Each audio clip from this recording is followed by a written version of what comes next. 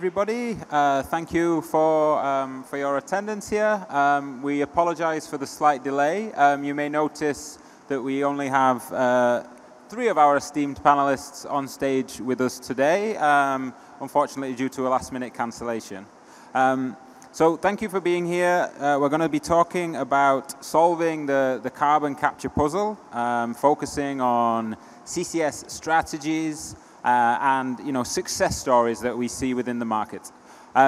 So firstly, I'd like to invite all of our speakers to let the audience know about themselves, their organization, and their role within the organization in the context of today's panel. And then from there, we'll go into hopefully a very healthy and an insightful debate around the topic area. So please. So good afternoon, everyone. My name is Musaab Almulla. I am the Vice President of Energy and Economic Insight and Strategy and Market Analysis in Saudi Aramco, oversighting in Aramco the energy and economy outlook of the company and also the sustainability function. It's very pleasure to me to join this conference, and hopefully we have very productive dialogue. Thank you. Hello, everybody. I am Atanu Mukherjee. I am the CEO of Dastur Energy, an energy technology and decarbonization company. We focus essentially on the industry in terms of decarbonization, using technologies like CCUS, and we have been working on a couple of pretty large programs in the United States and some in India too, and some in UAE. Look forward to talking to all of you and having some great discussion. Thank you. Good afternoon, everyone. My name is Guloren Turan. I am the Chief Impact Officer at the Global CCS Institute. The Institute is an international think tank that aims to accelerate the deployment of carbon management technologies, including CCS, CCU, and CDR around the world.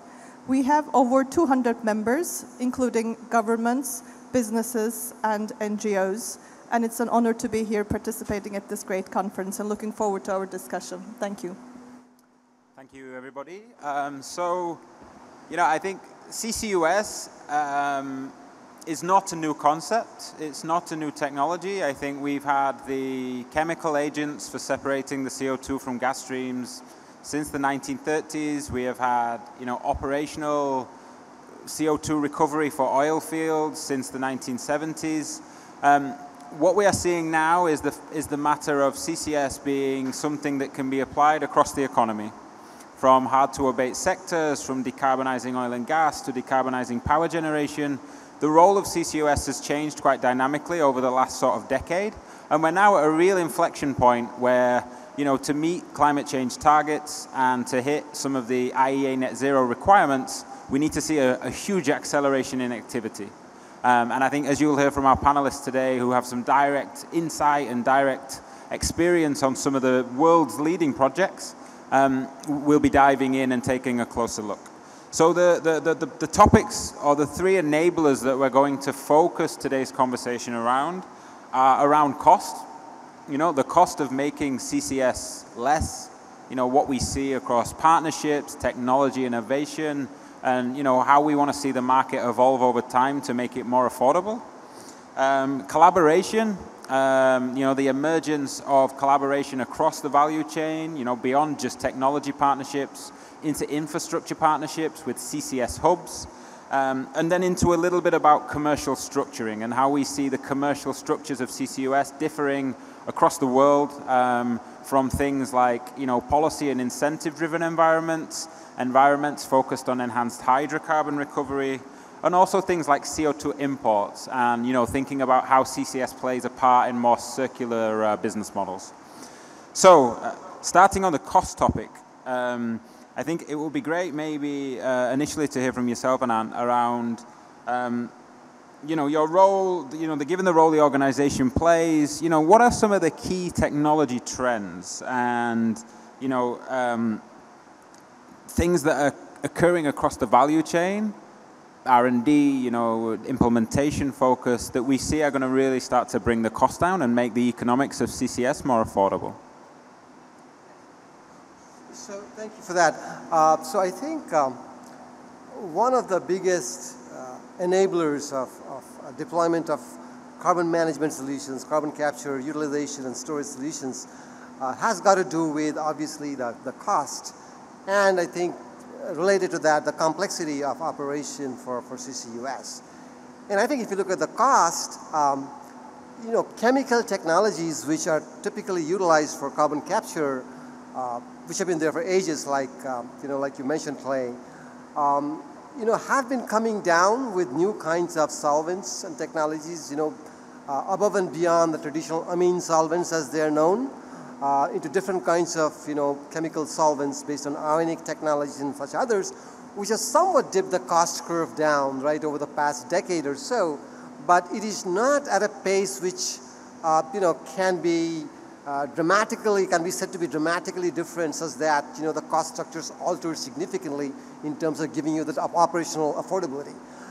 So that's been coming down, but I think the alternative technologies on the capture side of the value chain have been making some significant progress over the past 5 to 8 years. So if you look at technologies around, you know, sorbent-based technologies, which is essentially, you know, instead of chemical absorption, I do physical absorption and release.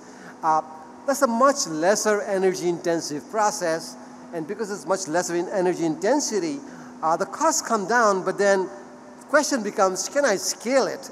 And so here's the challenge. You know, you can bring down the energy costs, right, of capture, but then the rate of capture in terms of the loading or the total amount tends to go down.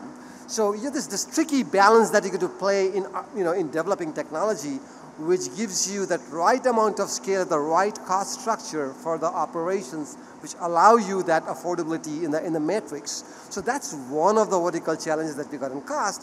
And the second is capital costs, right? I mean, typically, the capital cost of a traditional carbon capture system based on chemical absorption technology is significant. It's not insignificant, right? I mean, for example, if I'm going to do a 3 million ton capture based on amine technology, it's probably going to cost me about $500 million at least, okay? And that's going down somewhat with learning, you know, economies of learning, larger scale, you know, and that helps. But that also needs to, what you call, improve further. And the biggest problem again out here is what we call is the energy, right? The energy required to strip the carbon dioxide out using things like steam and other heating elements, and that creates a large amount of infrastructural burden, right, on the capture system. So the capital costs are coming down. I think new solvent technology, like the membrane technologies, like adsorption technologies, like, of course, cryogenic technologies, which have been coming into fray in the past 5 years or so into maturity, help a lot, right, depending on the type of stream that you have got, allows you to give that capital cost advantage. And finally, I think that there's some electrochemical technologies that are coming in which can help you in terms of cost reduction. So I think that, you know, over the next 5 to 8 years or 10 years, continuing innovation in these different streams of capture systems, continuing innovation in the area of, you know, being able to modify the gas mix in a better manner, gives me that operational advantage in terms of the cost structures and the capital advantage.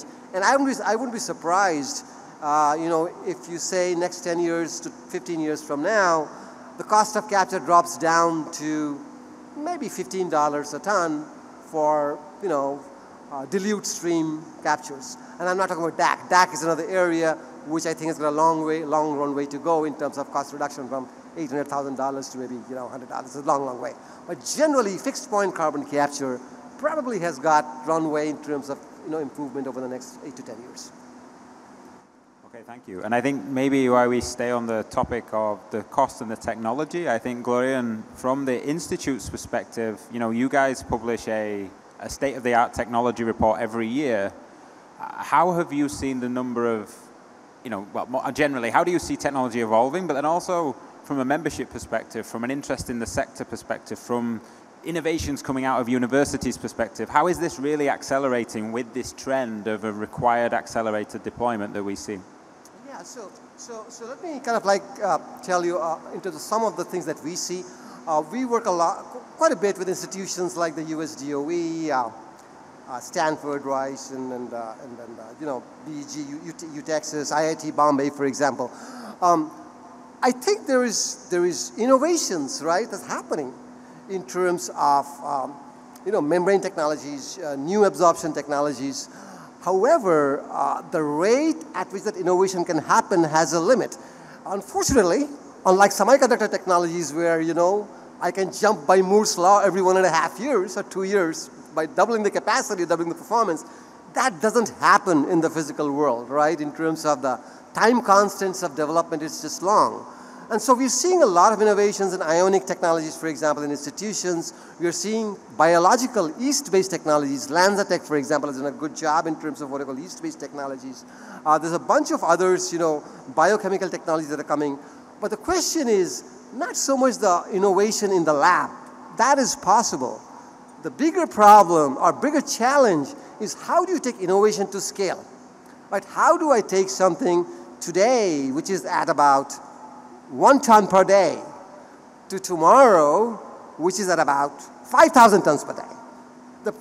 The challenge is the challenge of scale, because if I don't go to gigaton scale in a short period of time, all these innovations don't matter much to me. So I think the question becomes, what are those innovations get to scale in a reasonable period of time? And we think we see quite a few in some of these institutions, and we are hopeful that along with some of these institutional fundings and mechanisms, it will go forward. If I may just go back a step, and when we talk about CCS, we talk about CCS being normally an expensive technology. But let's bear in mind that CCS is not one technology, and there is not one cost of CCS. Cost of CCS differs and depends on the part of the value chain, so cost for capture, cost for transport, cost for storage. When we look at the storage, whether it's onshore or offshore, makes a difference, huge difference. Transport is about pipelines or ships and how far. And when it comes to capture, it's about the concentration of, rather the partial pressure of CO2 in the flue gas. And even when we look at capture, today there are some opportunities that are low-cost opportunities in processes like gas processing or fertilizer production that are in the scale of $15, $20 a ton, versus we'll look at some of the harder to abate sectors like cement, where the costs are higher, maybe in the $100 a ton range, and I'm talking about Europe. And when we look at direct air capture, we're probably looking at several $100s of ton. So there are different costs when it comes to CCS, and I would encourage the whole world to utilize the low-hanging fruit and some of the kind of these low-cost opportunities first. Secondly, let's not forget that costs come down with deployment. There's certainly learning by doing effects, and we're already observing them today. As an example, the Boundary Dam project in Canada was the first of a kind power plant with CCS applied to it, and the cost of it was actually above $100 a ton, US dollars a ton. The second plant that came online was Petronova a few years later. Lessons had been learned from Petronova, from Boundary Dam, and the cost of Petronova was around $70 a ton, a significant decline in costs from the first of a kind to second of a kind. I think let's also not forget that costs decline by more appropriate business models that are better de-risked, and this is where hub and clusters come into play. And similarly, I think there's the perception in the finance sector that CCS is perhaps a bit of a higher risk technology. Now, this was the case when offshore wind got off the ground, and the cost of capital that was applied to offshore wind was higher, but with successful deployment, cost of capital comes down as well, affecting the kind of overall costs of projects. And hopefully, I expect that we're going to see that with carbon capture projects as well. When we look at trends, as Carl asked, I see two, in some ways opposing, but in some ways quite complementary trends. One of them is going larger, and the other one is going smaller or modular. And when we talk about going larger, both cost of capture kind of comes down, but particularly by the use of hub and cluster models, where pipelines can be sized up, where different and bigger storage facilities can be developed, costs come down per unit basis. On the other side of the spectrum, I talked about going smaller with modular carbon capture approaches. Standardization is possible, construction times are much shorter, and because of the kind of the time frames of developing these facilities, it's much better and easier actually to innovate. So I think we're seeing these two trends play side by side, and I expect them to kind of take down the costs in different ways, but both effectively. Okay, thank you. Musaab, maybe it'd be good to get some of your reflections from the Aramco perspective on, where you're focusing your energy on CCS technologies and where you see the cost reductions really required across the value chain. Thank you. I think my colleague elaborated very well on the technology side, but I want to mention two dimensions that companies are very factoring in when they put the investments on such technologies. When it comes in CCS in specific, innovation is very important to Saudi Aramco. And when I am saying innovations, I am not talking only on the R&D side and technologies, but also in the venture capital side.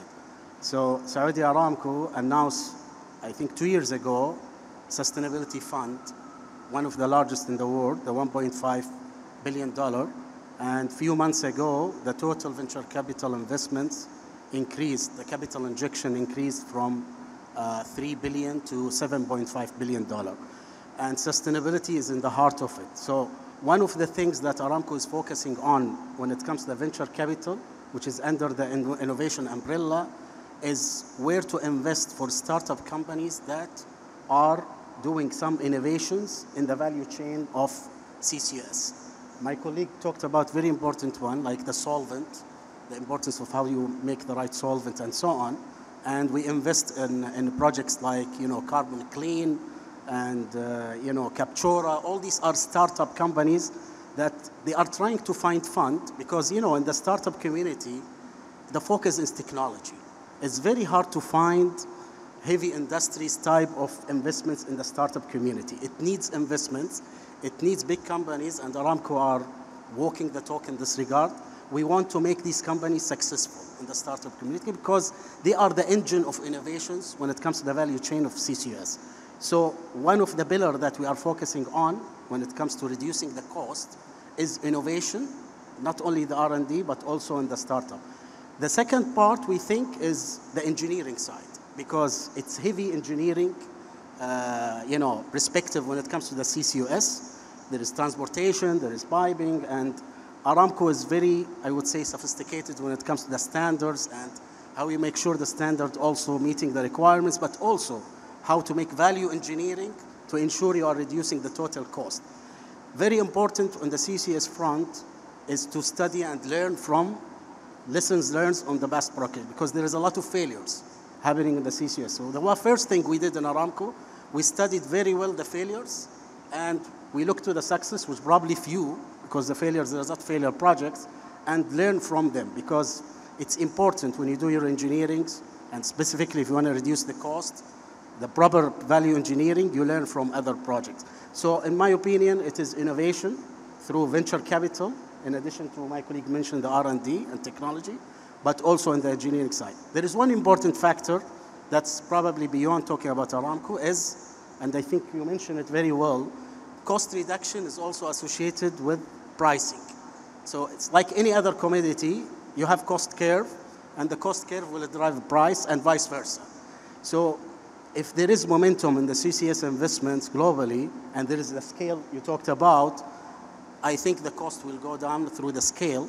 An example, we talk about the need of CCS by most of the forecaster, 7 gigaton by 2050 needed of carbon capture. Today, we have only 45 million.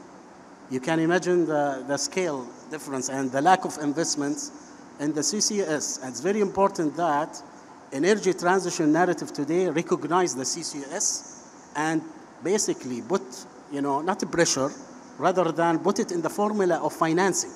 Because today, if you talk to many banks, they don't want to invest in CCS.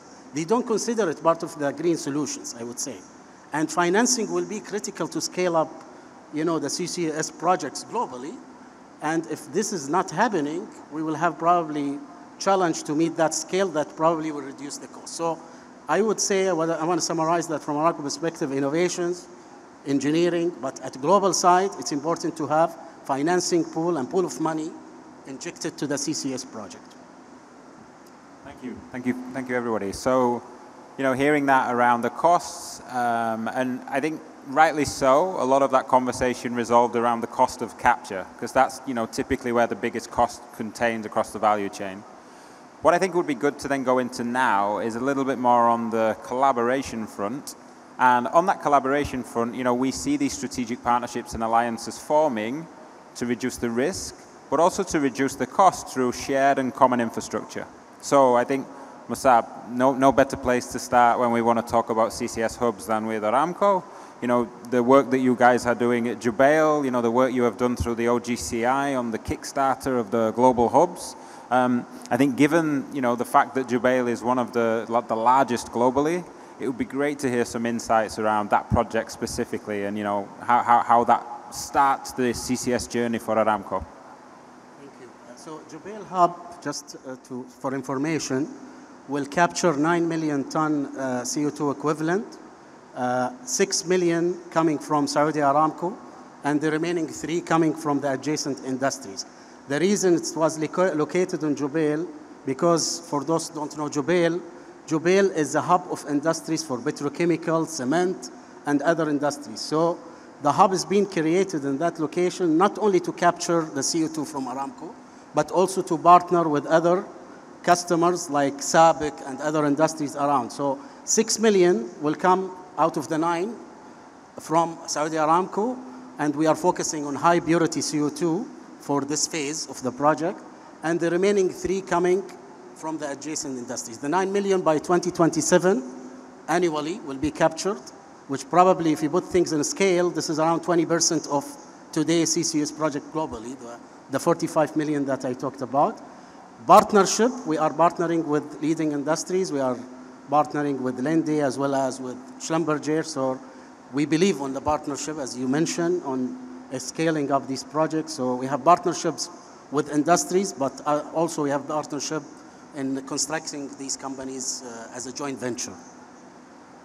Thank you very much. And maybe, Guloren, from what we see emerging elsewhere in the world, there's a big push for UK CCS hubs that's coming from the UK government. I think we're now seeing more of an evolution of CCS hubs in North America. So it'd be good to hear from your perspective a bit more about some of these other key projects that we see evolving around the world. Sure. Indeed, we're seeing hub and clusters as the dominant almost model of deployment in a lot of parts of the world, not just in the Kingdom of Saudi, but in Europe and in the US as well. And it's because, as Carl mentioned, hub and clusters reduce risk and reduce cost, but also they're great for regional economic development and decarbonization. They help create jobs, they help protect jobs, and as trade policies like CBAM, the Carbon Border Adjustment Mechanism, come into play in Europe and different parts of the world, they're a great way of decarbonizing economies, decarbonizing sectors, yet keeping them competitive in the global marketplace. So when we look at the regions, as we discussed, UK, for example, it was very much from the start, the government's preferred way of deploying CCS was to pick hub and clusters. There have been 2 initially picked, one in East Coast and one in West Coast, in the Humber region, and Teesside and Humber in East Coast, and one in Northwest. And there are 2 others that have been picked in the Viking and Acorn projects across Europe. In the UK, there is very much of a government sort of holding hands with the industry and planning the development and deployment of these clusters, which works really well for bringing together different parties. So the government very much is playing a coordination role. In US, it's a lot more market-orientated, market pull. So for example, in the Midwest, we have the Summit big pipeline project, the network that will be connecting a number of small ethanol plants together and enable decarbonization. Similarly, there's Exxon's Houston Ship Channel project, again, looking to scale up and decarbonize a geography that is a heavy emitting geography. But it's not just only these two countries or these two regions. We're also seeing, for example, hub and cluster deployment in Southeast Asia, in countries like Malaysia and Indonesia, where they're looking to develop their storage resources in order to import CO2 from countries like Japan or for Singapore. And again, I think kind of as we go forward, this international border transport of CO2 and these multi-country hub and networks, I think, is going to be more occurring.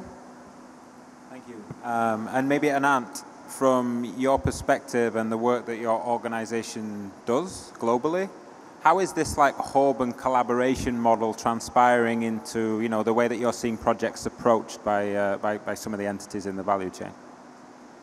Yeah, so I think that based on what we have been working on, you know, one is this large decarbonization of a steel plant in the Midwest area. There's one that we're working on a large hydrogen plant in Texas. We work with the ship channel partners, right, in terms of the hydrogen and the carbon clusters. So I think that what we see is that the partnerships and collaboration is an integral part of the success of large-scale deployment of carbon capture systems. Without collaborations and partnerships in a scaled model, right, scaled concentrated model, with this regional model, most likely, you will not have the opportunity to get your cost structures, to get your flexibility of the operation to the degree that you want for it to succeed. So we think that collaborations and specifically models like hub and cluster models are essential for the deployment and implementation of large-scale, gigaton-scale carbon capture and carbon management into the future. Now, having said that, I think that it's also important to figure out how that happens, right? I think markets certainly play a role, but typically in these incipient or nascent markets, you need to have government to play a role. You need to have policy to make a difference. Otherwise, it's not going to happen just like that. So if you look at the United States, for example, you know, the whole IRA, the whole, you know, the OSED mechanism of funding of projects, you know, from the DOE. There's a whole set of what you call mechanisms for support using 45Q or 45V. These are all mechanisms which allow enablement of collaboration, enablement of concentration, you know, of capture or carbon management systems around specific areas.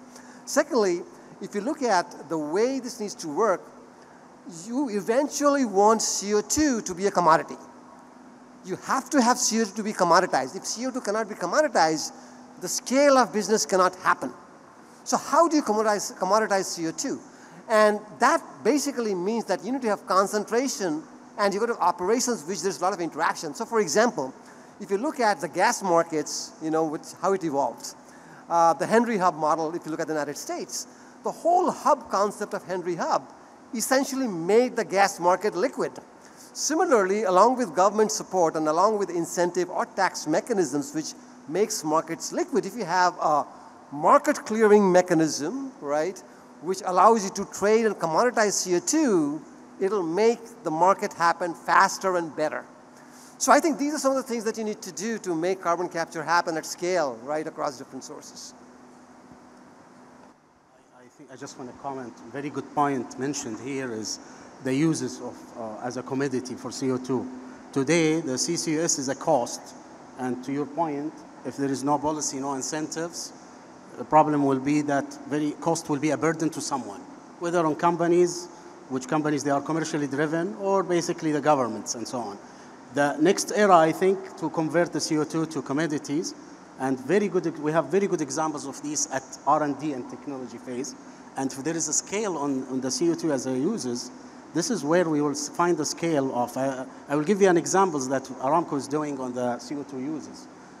One of the things, very interesting, we have IP on it, to use CO2 for concrete. You can imagine that the concrete using, you know, for cement, basically, cement basically for concrete, is if you inject the CO2 to the concrete for curing, we figured out we can uptake up to 20% of the CO2 to the concrete, basically.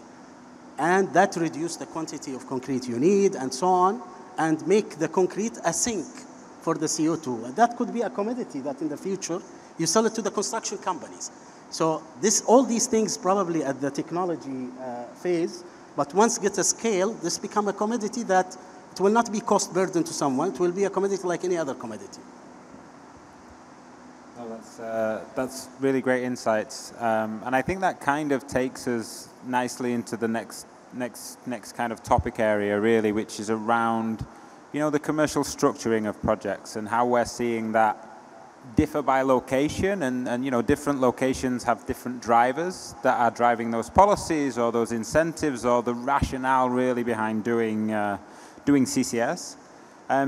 Maybe initially, Musaab, a question to you, beyond tech and collaboration and some of the more nascent but promising utilizations of CO2, when you're looking at markets like Malaysia and Indonesia and, in some locations across the Middle East, there's still a role, and even in the United States, there's still a role for conventional CO2 use in the short to medium term for enhanced oil and enhanced gas recovery.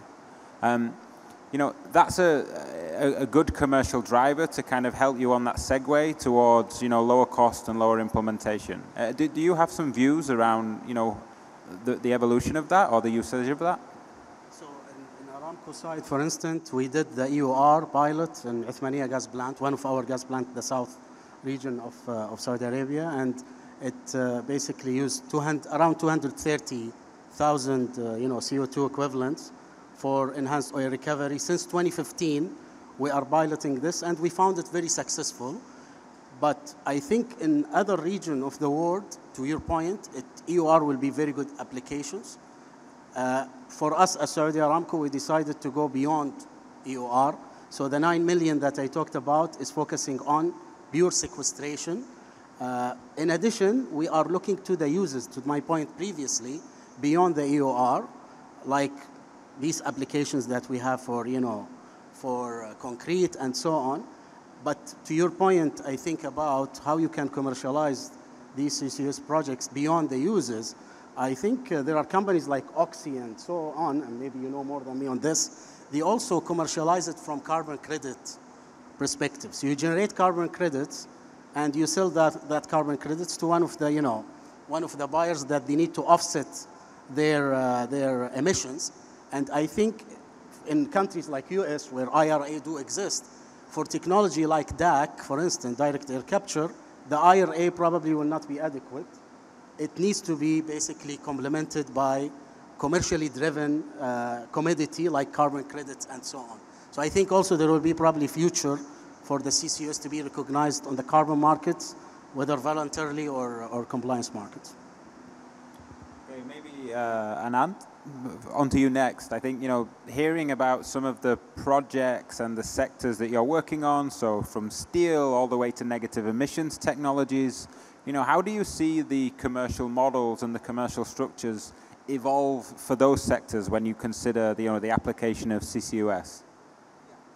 So I think that, like Musa talked about, the traditional applications like EOR, they're good to some degree, but as any Alman will say, that EOR is not the solution to oil production, right? I mean, you can do some degree of EOR based on the economics and the dynamics of the oil markets, but for example, if you look at, if I capture CO2 and if I do EOR, at least in the United States, in most of the areas, unless your cost of CO2 capture, transport, and injection is less than $40, at oil at about $70, $75 at least, it doesn't make sense, right?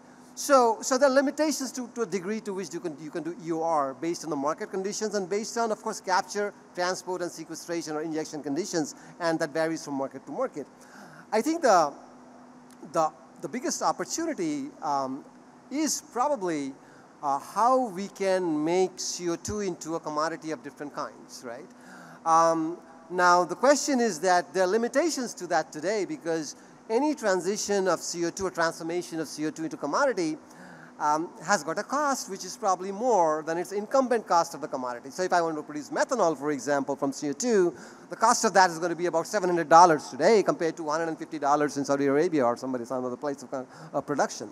But if I want to make hydrogen from, if I want to make, inject CO2 into concrete or into create aggregates, that's got a better cost structure, right? So I think depending upon the type of commodity or the type of end transformation that you can do, depending on the type of market that you have, depending upon the cost of capture, transport, and delivery in terms of the value chain costs, you would come up with different kinds of models in terms of transformation. The other thing that I think is important, and this relates to the scale, is from a commercial structure perspective, is converting the whole carbon capture, transmission and conversion model into an annuity model. So typically, people think about it as, okay, I invest capital, I got to manage this humongous plant, I got to figure out how to lay the pipeline, that's a huge amount of operational complexity and capital complexity. Instead, if I got service providers, right, who can operate the entire value chain, right, on behalf of the end client, that's a much better commercial structure. And as those service providers or operators gain scale, right, and I would think that companies like Saudi Aramco or BP or Shell are ideally suited for doing that kind of operation. So the transformation of gigaton scale CO2 capture and sequestration or transformation, I think an essential ingredient to that is essentially what's the business model, right, in terms of operation. And I think it's going to be something like an operator trying to operate the entire infrastructure. So I think commoditization in the right way, EOR to some degree, and the business model in terms of operation needs to evolve to commodity degree for it to happen at scale. Super, really great insights from both of you there. And maybe to kind of close out this part of the section, to Guloren, we hear this about, applying innovative models that push the cost onto the consumers. Maybe great to hear from you, like some of the approaches that we've seen in the UK and emerging in Japan, where it's looking to socialize the cost of CCS through policy and business models, like contracts for difference, effective carbon pricing on industry. It'd be great to hear a little bit more about how governments in certain locations are also kickstarting these markets. Sure. So I would like to start by saying the first and probably the most important thing, and we've heard this throughout the conference. We heard it earlier this morning. I was at a CCUS side event, a conference organized by the ministry here, is to put a price on carbon emissions. That is the first step. And when it comes to how to price carbon, there are different methods. There is the carbon tax. For example, there's a carbon tax in Norway. Arguably, that's one of the reasons why CCS was deployed. It was the first countries to deploy CCS. There is the carbon tax credit in the US. So the tax credit also places a value on CO2 emissions. And for example, in Europe, in EU, there is the EU ETS, the cap and trade scheme. So these schemes all have their merits, advantages versus disadvantages. Arguably, tax schemes offer predictability and therefore kind of, in some ways, they make it easier for businesses to invest versus a cap and trade marketplace. You have volatility in the carbon price. But then again, in order to offset that volatility, the contract for difference mechanism is being employed in the UK. It's now in consideration in Europe as well for industrial decarbonization, whereby the cost basically is of the capture is fixed through a mechanism whereby if the market price is higher, the company pays back. If it's lower, it gets kind of compensated for the difference in amount. So there are different approaches to pricing carbon. One size doesn't fit all, but that's a must. And if we think that today around, I think 20 to 30% of global emissions are price that have a carbon price, clearly we have a long way to go. Now, I heard also this morning that India is very likely to have a carbon pricing mechanism by the end of the year, which I think is really good news for deployment of technologies like carbon capture and storage in India, as well as other clean energy technologies. In addition to that, I think in the earlier stages of deployment, government policy is critical. And together with government policy, some sort of access to lower cost finance is going to be really critical for the first movers, such as access to grants, access to subsidies, or some concessional financing, lower cost financing will be really important. And I understand that a proposal of this kind has been put forward in a report by the think tank Niti Aayog in India. And one last component is it's not just the supply side. So it's not just how do we make sure that the heavy emitting industries, power sector, et cetera, decarbonize by using CCS. It's also how do we create the demand side for what then happens? How do we create the demand side for those decarbonized products, for decarbonized cement, decarbonized steel? And in that sense, also, I think governments have a big role to play by setting, for example, standards. But another interesting perspective or interesting route could be government procurement. Again, kind of coming from the airport to Goa, it was the level of construction going on was very visible. It was very impressive. Governments globally today purchase 40% of concrete.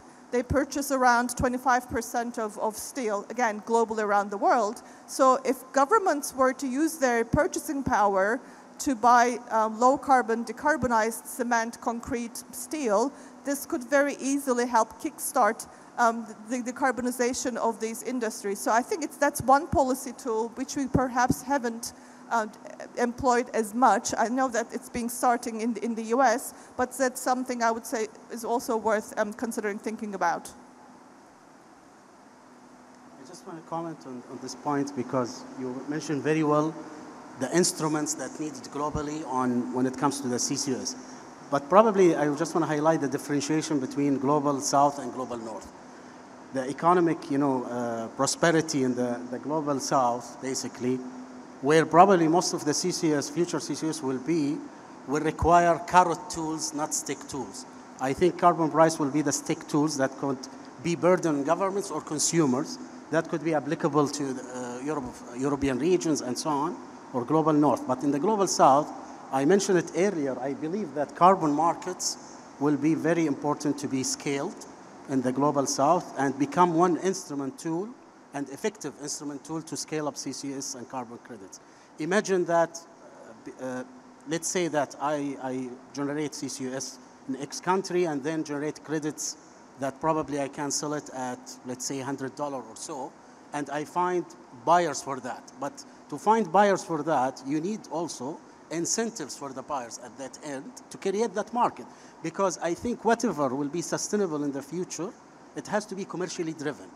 Government incentives, government support should be at the beginning, but if it's not sustainable commercially, you will not find a scale-up. It will not be sustainable from commercial perspective. So I think that probably differentiation between global north and global south in the instrument to be used is very critical. Thank you. So I think we'll change the direction a little bit for the last 5-10 minutes of the panel with a question for each of you. And we'll do this in 2 phases. So I think the first thing to ask, all of the things we've discussed today around cost of collaboration, about commercials. Let's think about India. India has a real opportunity. Strong industrial heritage, real strong engineering skills. To leave a few takeaways with our audience today on CCS, how do we all think that the application and the advancement can be done here in India? And maybe Musaab, for this one, we could start with you.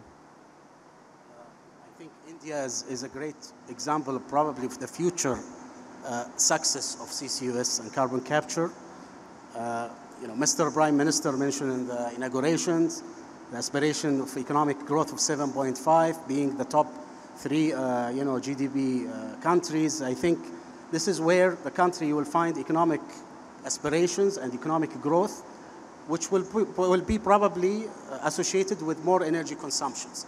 And the carbon captures or removals in general, I'm talking about even the offsets in nutshells, between nature-based solutions as well as CCS will be very critical and important, the formula of the future energy of India. And I think, back to my point again, and Indian also, they look to the carbon markets, generating carbon credits. They are putting policies, Article 6 related for carbon credits. I think carbon credits related to the CCS projects, the good example, India will be a great example to see probably some momentums when it comes to the carbon market and related to the CCS project. Yes. So I think that having done the policy framework with Niti Aayog for the carbon capture system for India, we think that India is probably one of the most germane markets, right, for carbon capture, apart from China, right, in terms of scale going into the future. Having said that, the question is, how do you enable carbon capture in India? And I think there are a couple of things which matter. One is, of course, the whole thing around policy. India doesn't have a policy of any kind, right? So we need to have a policy in terms of how do you enable carbon capture in terms of support structures, in terms of incentives or other mechanisms to drive capture adoption forward. Second, and I think very importantly, is that we need to have a mechanism of mapping the pore space, as I call it, or what is the available space for sequestration, right? Because unless you have sequestration maps, you're not able to characterize the pore space, as we call it. It's very difficult for you to put up a carbon capture system because you can only transform to products only so much. Vast scale of carbon capture will go to sequestration. And the third thing, I'll just kind of make a provocative statement in some way, is that we must determine carbon price and carbon markets. But I think we should be very careful about how we administer it. Taxation is not the best way to administer carbon price. That may be the economically and theoretically most efficient way that Europe has tried to do, but that is not the best way to do it in a market which is emerging. One of the ways to do carbon pricing essentially is to have mechanisms of incentives or trading of market equities around incentives which support the price discovery, but eventually can graduate into taxes when the economy evolves or the market evolves to be able to support those kind of price structures. Otherwise, you have the risk of kind of like breaking the entire industry, breaking up things which you don't intend to, unintentional breaking. So I think those are some of the things that India may need to look at if it wants to enable the carbon capture market. But if it does so, it's got the technical capability, it's got the support systems, it can get the financial capability from outside and from inside, and I think it'll be one of the biggest, what we call, successes that India can have. Thank you, Guloren. So I agree with my co-panelists, and clearly policy is key. Clearly it takes a bit of time, and the discussions I think here are really helpful. But as policy is being developed, I concur with Atanu that there are some low-hanging fruit steps that can be taken. Storage mapping is certainly one of them. It's like a no-regrets option. I would say another one is the development of legal and regulatory frameworks just to prepare the ground for as and when the policies are in place. And in this regard, just to give examples, in Indonesia, just earlier this year, there was a presidential decree and regulation on CCS that was released. In Brazil, CCS law passed the parliament and is with the president. Again, these are countries that are looking to deploy CCS, not necessarily on the advanced stages, but these are some of the kind of easier and more time-critical things that need to be done anyway and can be done quickly and upfront. And also creating, for example, centers of excellence. I know that there is one in India, the National CCS Center of Excellence, and I think that's a great way to kind of create capacity building, create learning, etc. So there are sort of easier options, easier lower-hanging fruit that can be utilized, and these are just some of them. That's really great insight. So I think, to kind of try and round off the panel and to kind of leave a few key takeaways with the audience, and maybe Guloren will start with you this time and move down. A couple of key takeaways from today's panel. What are the few of the things that maybe you've heard from your co-panelists that have really resonated with you on the topic?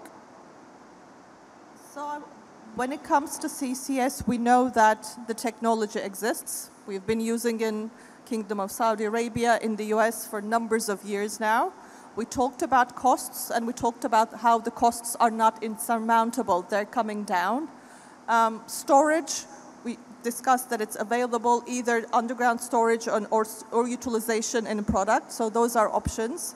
What we need is more ambition, particularly from governments, to put in place the business case for the industries to come and invest and prepare the business case for the industry to participate in. So I just urge more urgency and more ambition from governments. Atanu? Yeah, I completely agree. I think there's a need for ambition. There's a need for leapfrogging, right?